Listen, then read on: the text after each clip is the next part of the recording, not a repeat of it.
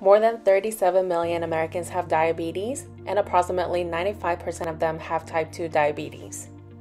As a result of the increasing prevalence of type 2 diabetes, a variety of drugs have been developed to tackle this silently dangerous disease, such as biguanide, meclitonide, sulfonylureas, sodium glucotransporter 2 inhibitors, and many, many more. However, this video will focus on the most commonly used biguanide drug called metformin. So first of all, we will have you take a look at the next short clip to have a general overview of what metformin is. So metformin is the most commonly used diabetes medication taken by over 200 million people every day. We know it lowers blood glucose in people with type 2 diabetes, but research over the last decade or so has shown it also has effects on aging, cardiovascular disease, cancer, and potentially dementia and other diseases, and we really didn't understand why. Right now there's over 1,500 clinical trials testing the effects of metformin in a multitude of different diseases, from autism to wound healing. So we think this has important implications, as it might be a mechanism by which metformin may communicate to the rest of the body to mediate its beneficial effects. The origins of metformin began with the French lilac, Galega officinalis. The guanidine compound that is extracted from it was used to synthesize metformin in 1922. Metformin was studied extensively for medicinal use by Jean Stern in 1957 to test its glucose-lowering abilities. Eventually, it was approved for marketing in the United States in 1994 and for use to treat type 2 diabetes mellitus. However, it was more extensively used in Europe even prior to that.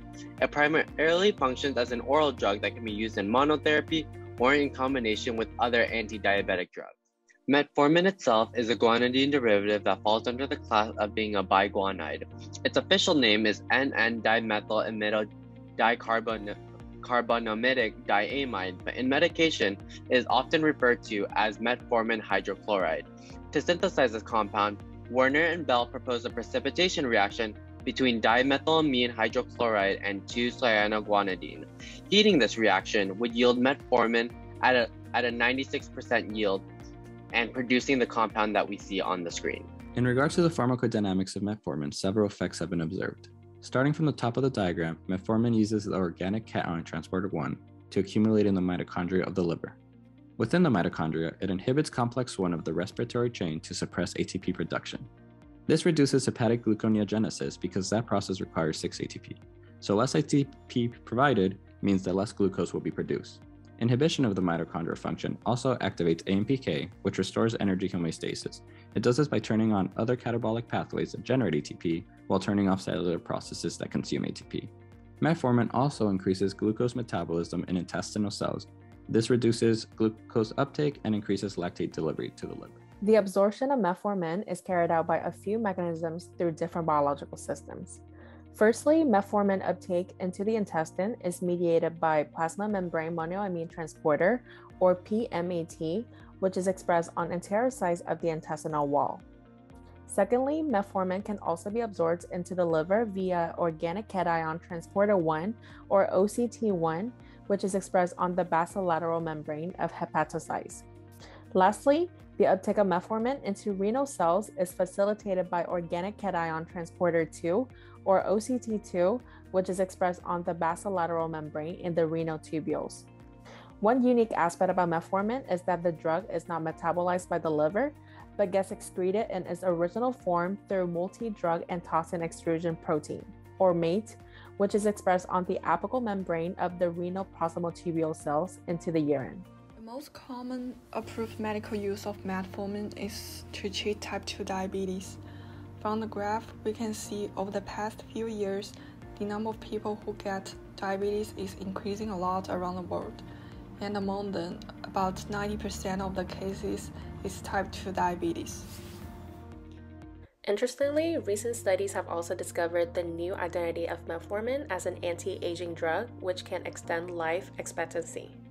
The secrets underlying the anti-aging property of metformin are associated with the age-related diseases that the drug is found to be effective against, such as cancers, cardiovascular diseases, stroke, and dementia.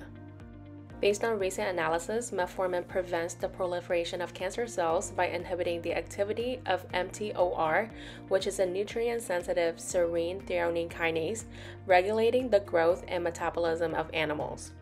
Therefore, metformin has been studied to reduce the tumor growth in different cancers such as prostate cancers, colon cancers, breast cancers, and ovarian cancer.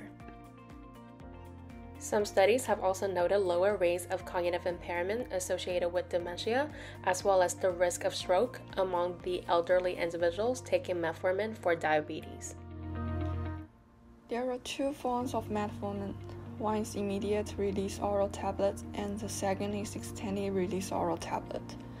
Usually, extended release version is preferred as it does not require patient to take as often as the immediate one, so patients may experience less side effects.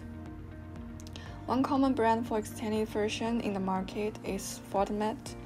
Patient usually starts with 500 mg with evening meals once per day, and taking metformin with food can help prevent stomach problems. As every drug does, metformin also has side effects.